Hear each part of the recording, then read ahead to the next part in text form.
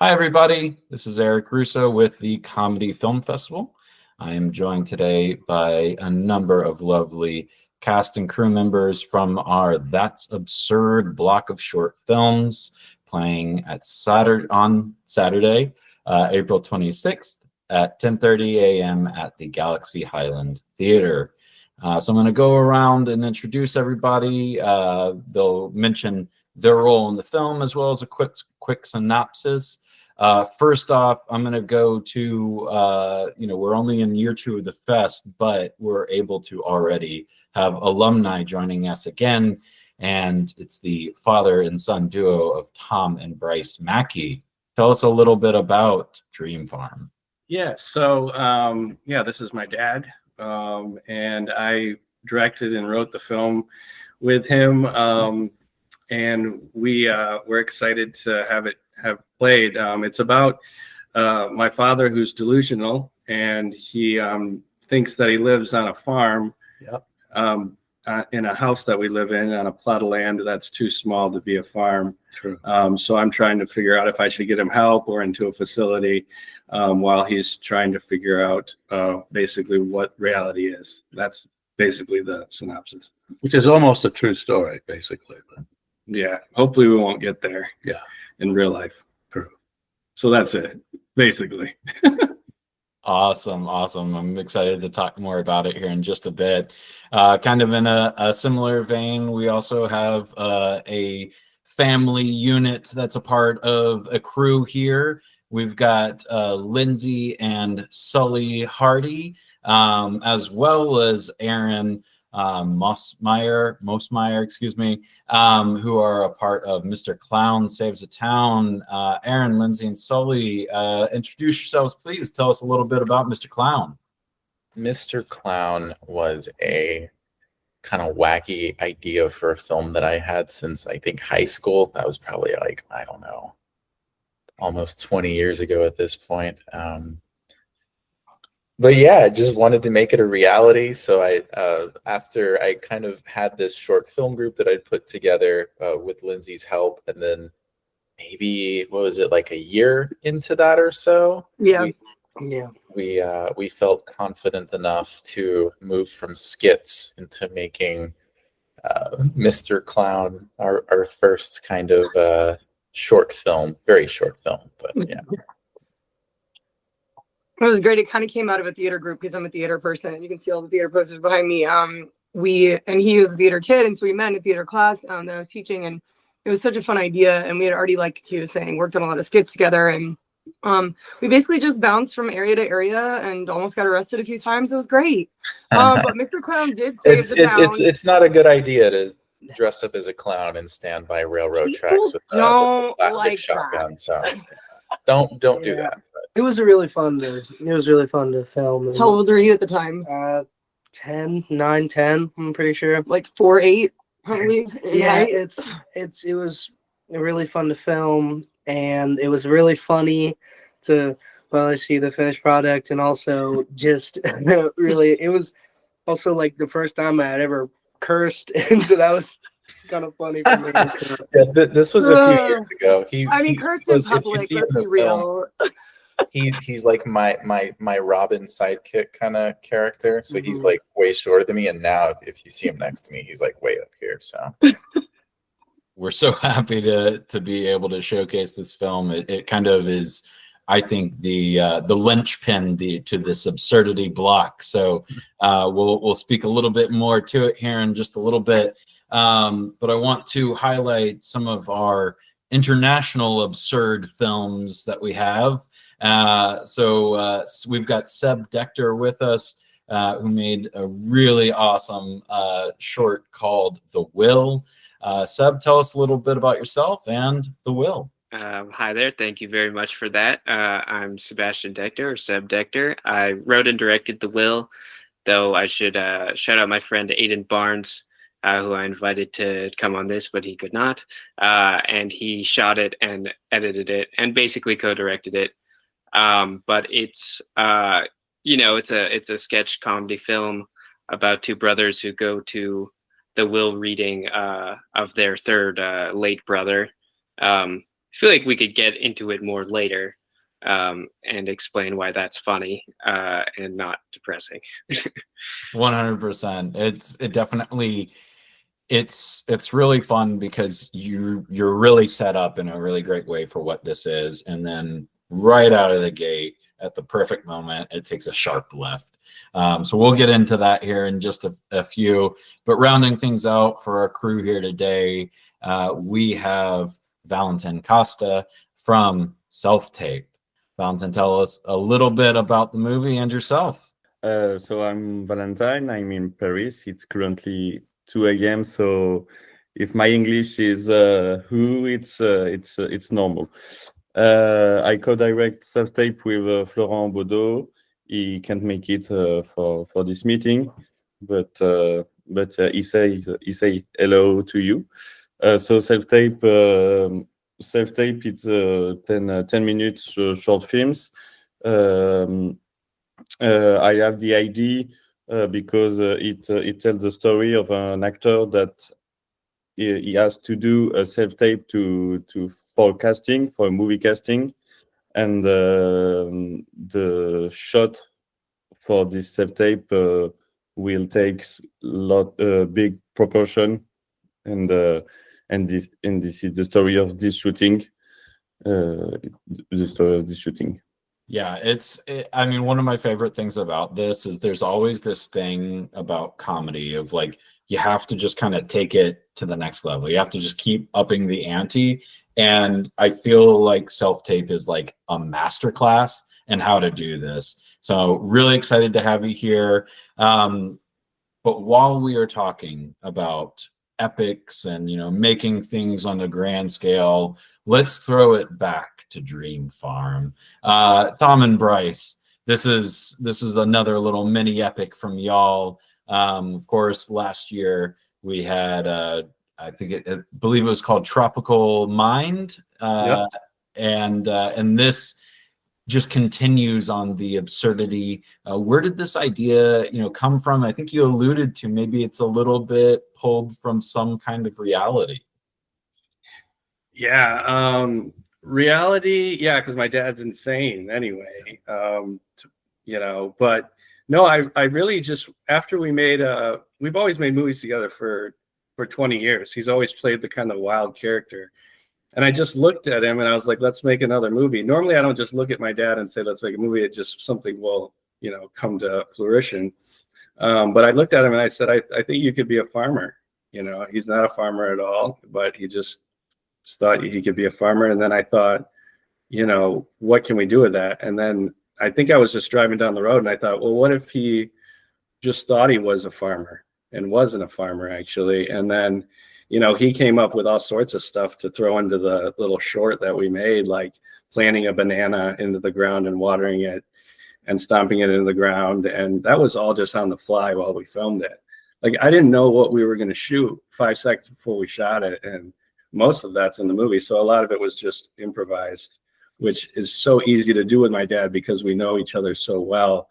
And he's so good at comedy that, you know, I thought I was kind of funny, but you know, to have an actor as your dad, who isn't a professional actor, is a computer auditor, you know, to crush a banana into the ground on the fly and then use it, and then have people laughing at the theater is just, it doesn't make sense, but it worked somehow because of my dad, really. So, yeah, what do you want to say anything about that then? Yeah, he just basically gave me the storyline. So you want to be a farmer, but you live in a suburban neighborhood. And so yeah, from there we had a few scenes, not a little bit of a script, but basically I used a few thoughts about, you know, I kind of feel like I'm on the borderline of sanity and insanity, and I thought, if I really did want to be a farmer and I lived in a suburban setting, what would I do? And I would try to plant crops in my backyard. And it just kind of evolved. It was a bit of a ad lib, I guess, but yeah, we definitely laughed. If we could have kept the outtakes would have been funnier than the film. It was funniest thing we've ever done. Yeah, like my mom filmed it. We filmed it in 4 hours. You know, it's a fake movie trailer for those who don't know. So it's like 2.5 minutes. Yeah. But to work with family, like you guys, you know, or friends, obviously making a movie, even if the movie sucks, you know, if you can have a good time, I mean, who cares? What are we doing? You know, so I just had a blast with my dad, and hopefully this never really turns into a real story of some magnitude. But we're just happy he's here right now. Yeah. So yeah, it was fun. We'll check back in a few years and see if things have completely unraveled or if it's just a movie still. Yeah. Thanks. So we're on this thread of, you know, working with family. You know, I guess Aaron, let's start with you, kind of like where this idea originated, and then, you know, definitely want to hear from Lindsay and Sully about, you know, where you know, working together. And then we talked a little bit about kind of the theater background, about high school, but like actually getting the ball rolling and all three of y'all kind of coming together, you know, get us up to speed on that. Yeah, for sure. So like I said, the actual idea kind of blossomed years ago, and I actually did make like a movie trailer version of this in high school. You can probably still find it on YouTube somewhere, not nearly as, you know, fun to make as the actual product turned out. But yeah, so it was just a wacky idea of what if there was an action movie, but the protagonist was just a straight up clown. No explanation as to why, just a clown who does badass action movie things, you know? And that's kind of where the idea came from. And then it kind of morphed into this kind of absurdist, like almost like something you'd see on like early 2000s Adult Swim. And then with this guy, I don't know if that on my screen, that's Sully right there, but it's kind of like you have this kind of 1960s Batman and Robin dynamic going on too. And it just became this whole silly thing that, yeah, you know, I was super grateful to have the cast and crew that I did, Lindsay, Sully, and then everyone else, because everyone just had so much fun with it, and we just been working together. So okay, you said where it started. So it started with me during COVID, not wanting to kind of get out and just expand. So I started taking an online acting class. Then that one kind of fell through. So I found one in person, which was Lindsay's. Went to that, kind of recruited some people from the other acting class to come over. And then my background is in film. Actually, I went to school, have a master's degree in communication arts, but I did a lot of film study there. So kind of brought that into this with all these actors now, and then kind of had a film group that we were just making fun stuff. And then I think after maybe about a year, yeah, we kept bringing in more people, kept finding other people. And then it kind of grew into this thing where we're like, hey, yeah, like let's make something. Let's go beyond the skits and make a little short film. And this was the first one that we turned out. It was really cool because I didn't really know about any of it. And then my mom just kind of came to me and was like, you want to be in a silly movie, kind of weird movie? And I was like, sure, why not? Wait, back up a little. So I made him take my acting class because he had to, because I had to take it with me. And so we were in this like little dance, well, it wasn't little, it was like a dance school, performing arts school. And I did all their performing arts stuff. And I have a degree, a bachelor's in directing and tech. So I'm like real into like all aspects of theater. And so we would just do silly stuff. People would bring stuff, we would write stuff. I was really exploratory about whatever. And Aaron was like the first person to come to the class and like not only be prepared, but like want to do more. And so we just started chatting about how I was like, well, I want to do more too. So let's see what we can do with it. At the time I had a touring children's show that we wrote, that was a musical, and then another children's show. And so it's kind of, you know, no offense to kids, but I was kind of sick of it. So we did kind of mesh the worlds, which is so interesting. Aaron came to the idea, and we just couldn't stop laughing about it. And then he was like, you know, Sully would make a great sidekick. And at the time, Sully had long hair. And we were also depressed from COVID and also depressed from everything. And I was just done with kids. And he is my kid, so he can't leave the house. His families know, right? Yeah. I'm definitely going to be the one having the funny farm at home. But anyway, it was really nice. Yeah, he was cool with it. She told me about the story and how it was kind of gonna go, and I really liked it, and I really wanted to be a part of it, and I'm glad, honestly, that I was able to do it, and I liked a lot of the ideas that they came up with and did, and I had a lot of fun, and I could see that a lot of other people had fun, and I'm glad that I was able to be a part of it. We very much did a lot of improv too. Like, it was fun because like he's so easygoing about like asking to do something, and if it's comedy, he'll full blown do it. And so he was always that kid for me. Like one time we did a kid's show, and he was supposed to like kind of glide out of the set as like a joke, and he ended up sliding and hitting the wall behind the curtain, and it was like a shock to everybody in the audience. And he came popping out, "I'm okay," and then he just like left. And so he's always just been that kid. And so what was the weirdest thing for you? Tell them the best part, like your favorite part of the movie. Oh, it was just I got to pretend beat up someone and they had to get the shot with a camera below me, and I had to hit someone with a fake little tiny bat. It was like that big, and it was a little tiny bat. They had to Billy Club ketchup at me. Yeah, Billy Club. Which is his character's name in the movie. But I actually don't know if that scene was in this cut. Oh, okay. I think I sent in the shorter cut, but yeah, it was like a view up, and he's beating this person and with like a tiny little bat in his face. Yeah.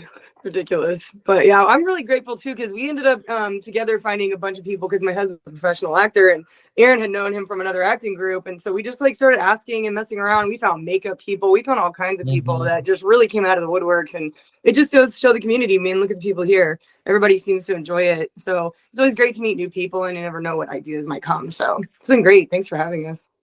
Absolutely. And before we move on, for Lindsay and Sully, really this is for you, Sully. How was it taking direction from your mom? Well, I mean, I thought it was all right, but I liked a lot of it, so I kind of just went with whatever, because it was a really funny, and I really liked the concept, and I thought it was just cool. So I liked it, honestly. I mean, he always takes great direction when it comes to acting, again, because he's a comedian, and he doesn't like to admit it, but he's really funny. He always just takes it a little too far, but not like so far that people are like, oh God, but maybe for 1 second. And so I'm always like, well, what if you tried this? And then he always goes to the next degree. So just the regular life, not so much directions, but this, I'll take it if I can just have anything. But yeah, it was, I thought everything that we did in the voice and everything we did in that, which obviously his voice has dropped at this point. Everything we've done in that was great, and I like looking back at it, and it was fun.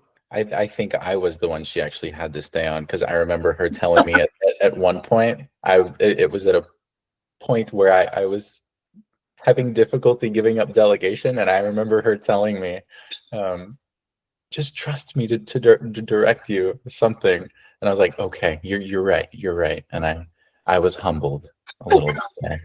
So before we completely turn the page, I want to do the inverse of this and bring it back to Tom and Bryce. How was it taking direction from your son? This is the inverse of that.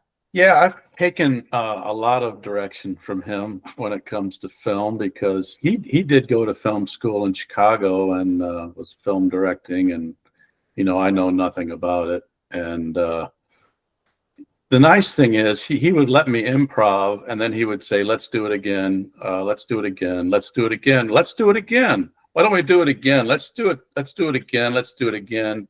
Kind of like Quentin Tarantino or Martin Scorsese. You do 75,000 takes, and the next day you don't know which one he took. And then he goes, let's do it again. And I just say, shut up. I'm done. This is the last one. I didn't think of it like that at all. That's the way it was. I think there were about 4 takes, and then my dad said it was like 1,000, because he never normally acts. But we actually get along really well. Yeah. Make it sound like we didn't, but we did. Unless he doesn't clean his room, then we have problems. All right, but I don't live with you anymore. Oh, that's true. But he never cleaned his room. But anyway. Yeah. Did that answer your question? Yeah, that pretty much answers your question, doesn't it, Eric? It was great. It was great. I feel like we could just, y'all could be your own show. Typical we could, family, you know, we don't like each other, but we say we do. Yeah, That's absolutely. No, we get along well, actually. So something that's been talked about a little bit, definitely with Aaron and Lindsay, was this idea of, you know, kind of these actor communities and these creative communities. You know, it seems like that was a really big part of Mr. Clown, but for Valentin, that actually is kind of the entire crew that comes together for Selftape. And, you know, as you were mentioning, it all kind of starts with this idea of this actor needing to do a self-tape. Did you have like a similar kind of crew? You alluded to, you know, another collaborator that you worked on. Tell us a little bit about the other collaborators behind Selftape. It's pretty simple.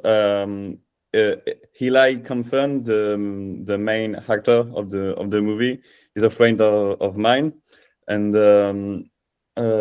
sometimes I help him to do some self-tape because he is an actor, so he has to do some casting.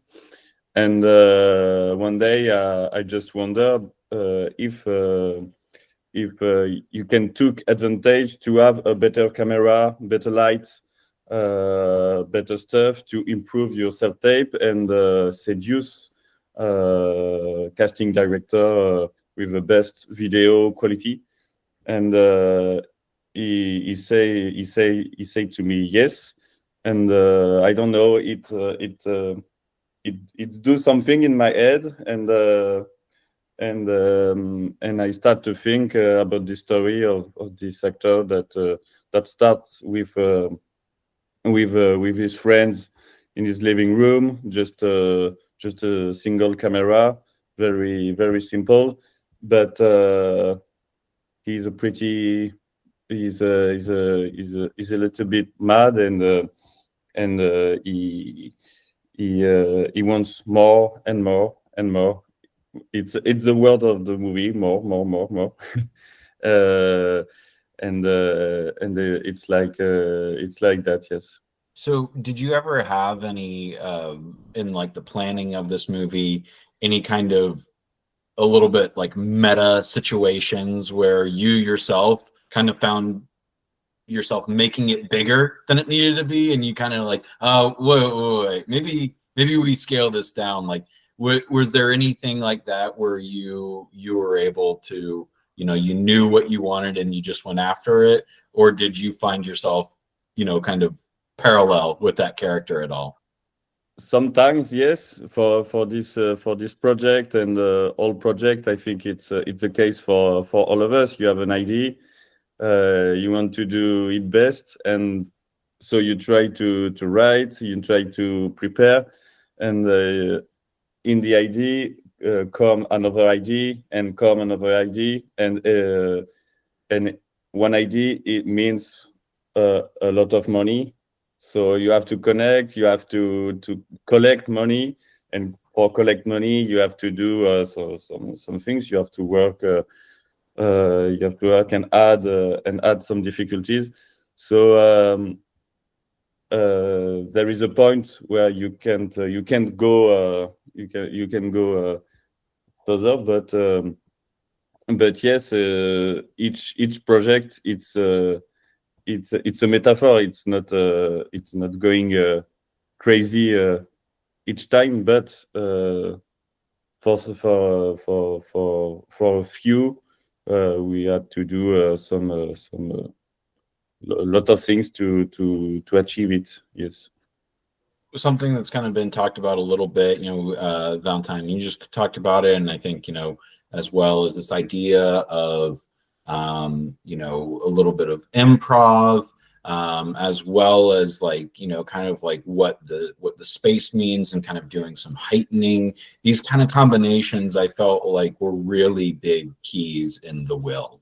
You know, this is a short film that much like Selftape, you know, you kind of think that you're in like one space with Selftape, and in the will you kind of just stay in this one space, but you do a lot out of a little bit. So in some ways it's almost like the inverse of Selftape, and that you really kind of like lean into this idea of this one location. So Seb, tell us a little bit about you know, your cast that was involved with this, you know, the collaborators there, as well as utilizing that space. And you know, I know that fed into the story too.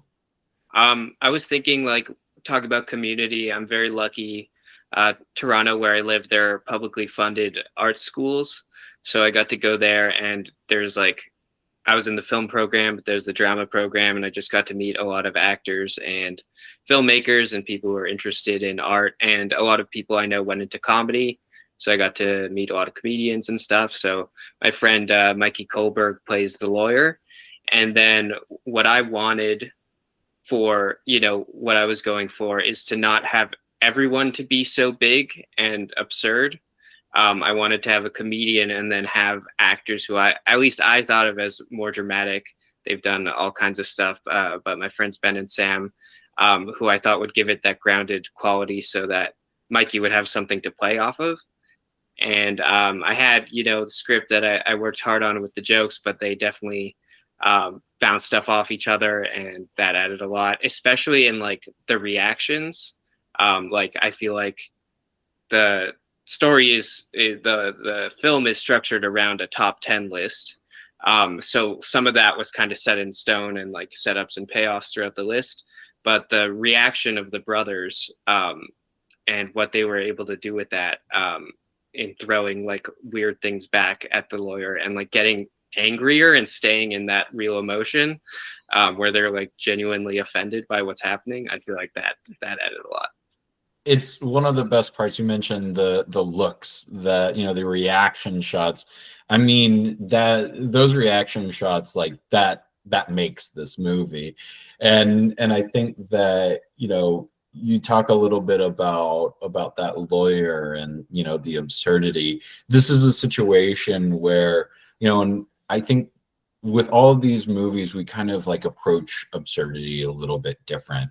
And here it's strange because you have a very realistic kind of setting, the tone, the cinematography, the direction, it's all very like subtle and realistic. And yet you have an absolutely absurd situation, and that directly feeds into an absurd character. But then the style that you're shooting it in and the acting that the two brothers are giving completely balances it all out. It was really well done. You know, and with that, you know, how did y'all go about kind of crafting that balance between the straight and the absurd, because there's kind of those different levels going on?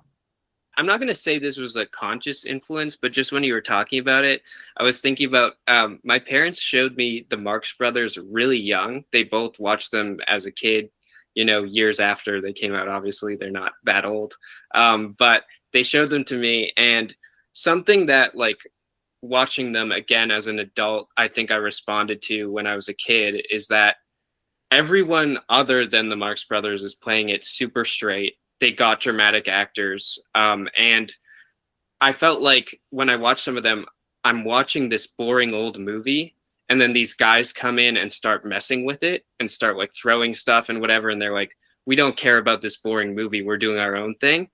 And so I thought it would be funnier if it's shot as this somber drama and this guy is just running amok through it. And I feel like that, yeah, it's a big influence on how I've approached comedy before. And I feel like it paid off here. So I appreciate you asking about that. Absolutely. Absolutely.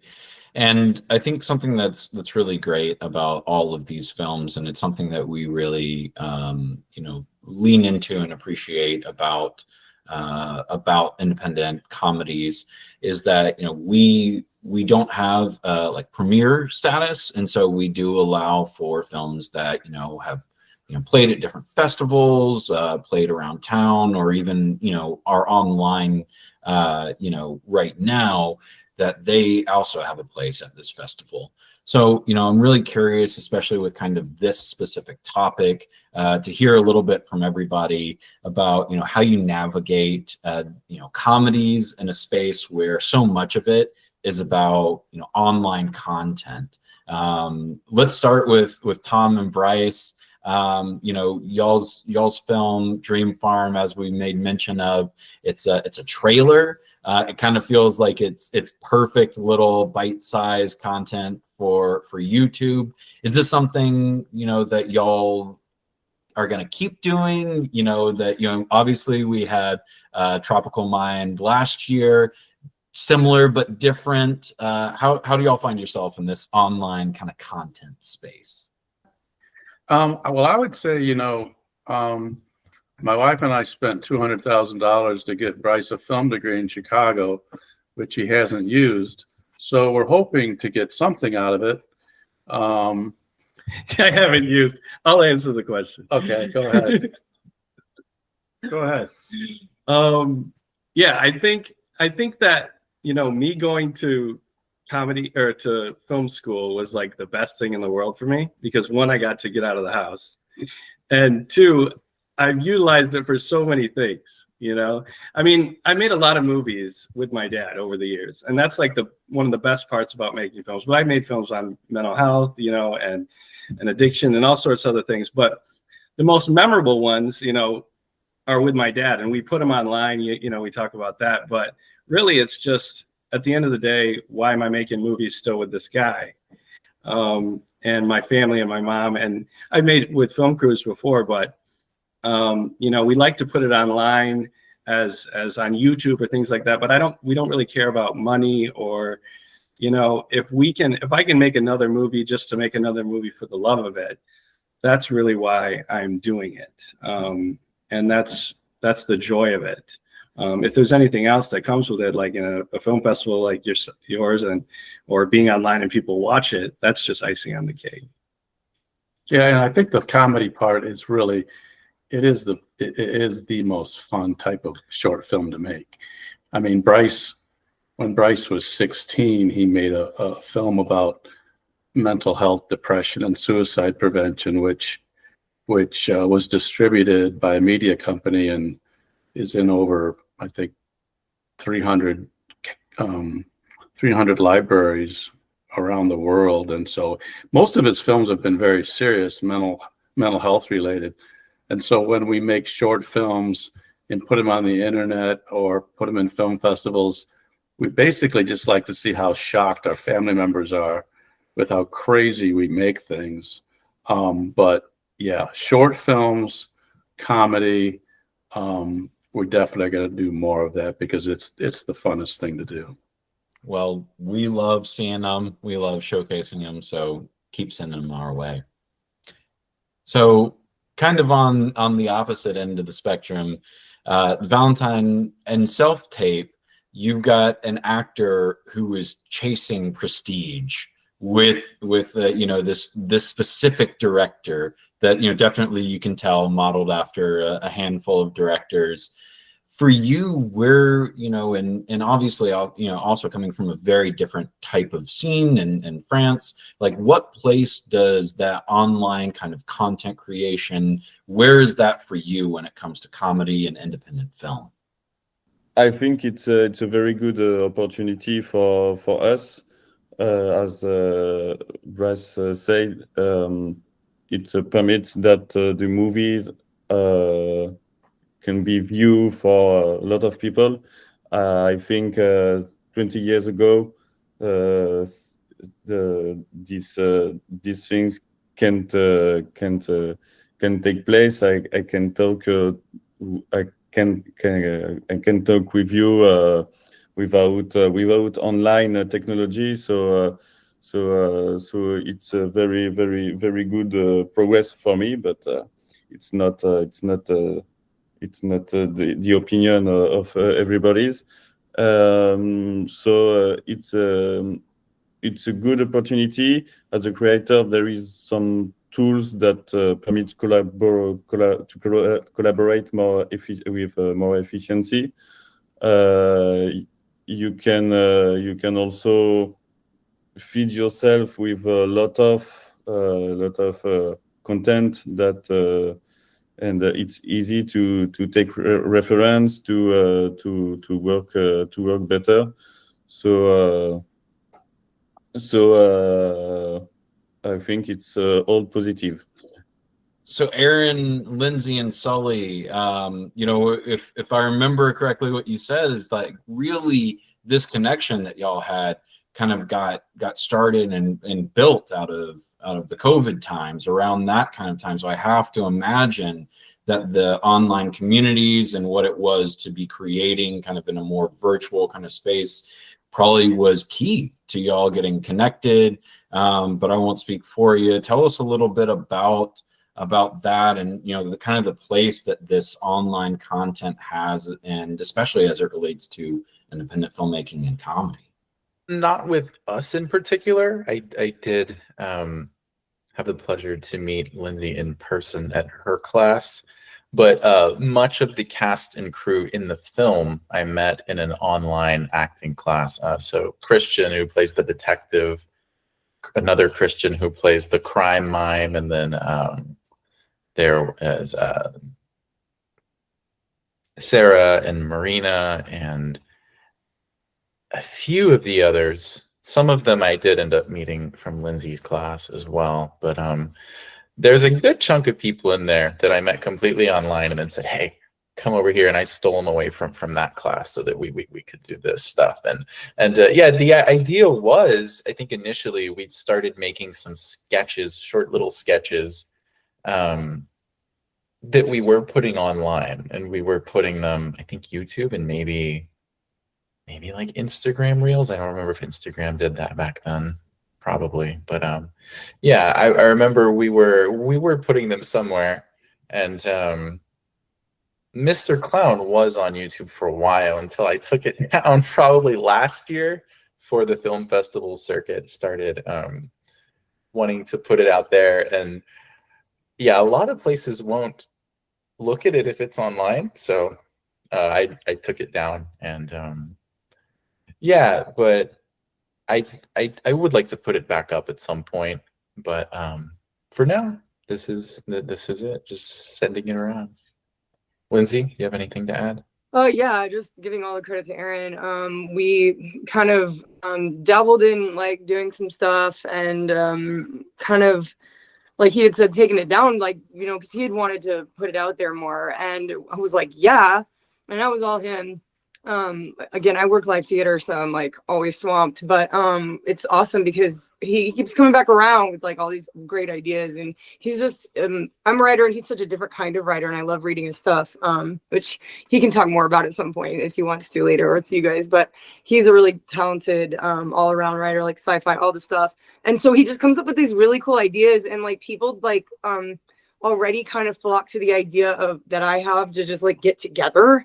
And so the fact that we could all get together and stay healthy and do all the things, and then like we always had like the fun spots to go to, and so it really like I guess birthed out of the desperation of needing people again. And the online was really important, but we just weren't getting enough out of it. But we did use a lot of social media. Obviously everyone does. I know for him, his generation, he got really, really depressed during COVID, and like school was all online, and it was horrible. And my little one, who's now 8, not so little anymore, he's also an actor. They both were just like always in my films for school. So like I had to do all these short films for classes, and we were not doing people things. And so when we decided to do this thing, it was like, let's put it out there. And then once we realized what it really was, it was like, well, we just need to he was like, let's bring it in a little and edit it and put it together. And just had like a lot of fun going in and adding stuff to it once we realized we needed more for it. But it was really great to have that like social media contact when we had it. But I think it did get a little old, I'm not gonna lie. But I mean, I think everyone kind of has the same sentiment as like it's necessary. And I love that the Mackies are doing like the YouTube drop. I love those. Those are awesome. I can't wait to look into your stuff. It's a great medium. So it's been really interesting. Right for you? Actually, Yeah. I remember at one point we even had a Discord server for the group. We did. So I forgot to mention that, but yeah, we were using that, and that kind of taps into the whole digital space, planning meetups and things through that. But yeah, I think it's been, I've enjoyed, I think, the festival circuit a little more than just having it online and stuff. Awesome. So I have to thank my friend Noah, who had a film festival here. It was online. This film was online for years, and then he showed it there, and people laughed. And I was like, oh, I guess people think this is funny. So I started sending it around. Yeah. So I Yeah. I for- really enjoyed. We went to that film festival, and I really enjoyed all the laughter that we got from that. And like And seeing yourself. I really liked just seeing how people reacted to it, and it was pretty much all positive, and I really liked that, and because we put a lot of work into it, and we really liked it.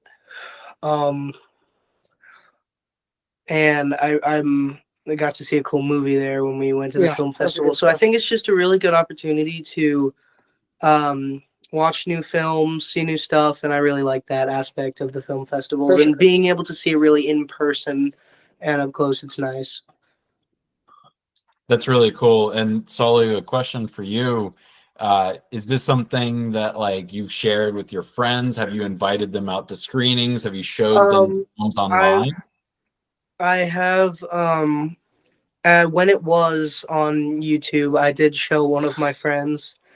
His name is John. I showed him in 2023. You said like last year, Aaron? I think it was like 2024, right? Somewhere, sometime. Mm-hmm. I probably took it down early last year, yeah. So maybe 2020. Yeah, I showed it to him around late 2023, and he really liked it. So, yeah, and I think because I also showed it to another one of my friends who's also a theater kid, and he really liked it. And he's been in a lot of cool stuff, and he appreciated the art that went into it. So, yeah. Really cool. And I mean, I think kind of keeping in this idea of kind of the online space and, you know, the community aspect that we kind of have, that the parallels, the dichotomy, everything. You know, Seb, I'm going to throw it to you to kind of close things out. You know, with this film, with The Will, as well as, you know, with other works that you've had, you know, what has your experience been, having like reactions in person versus online? You know, what kind of experiences can you share with us? That's interesting in the context of this movie, because this one is, I guess I've been talking around it, but basically the premise is that they attend their brother's will, and he was a YouTuber. And so the will is a YouTube top 10 list, which is something I actually like wrote, you know, for a while, like for this sort of like content farm, where I would write it and then someone else would read it. And they kind of, regardless of what I wrote, would read it in the same very specific cadence. And I thought that was really funny and interesting. And when I've showed it to people my age or younger, they get it right away. But I showed it to my parents, and like, because of like the somber, you know, nature of how it opens and whatever, they were just kind of sitting there like stone-faced and were just completely like confused by it. And I was like, that makes sense. But, you know, I've been showing it to other people and got more confident in the reaction, but that was the first time anyone had seen it. I was like, oh my God, what have I done? Well, be confident in it, because it works. It's very funny. We're so thrilled to showcase it, as we are with all of these films. Thank you, everyone, to Tom, Bryce, Lindsay, Sully, Aaron, Valentin, and Sebastian. Thank you all for joining us again. All these films, all these filmmakers are part of the That's Absurd block of shorts, excuse me, at the Comedy Film Festival, happening April 26th at 10:30 a.m. at the Galaxy Highland Theater. If you can, come on out, and if not, check these films out, hopefully online soon. But first up, the Comedy Film Festival. Thank you all. Thank you for your time. Thank you for sharing your films with us.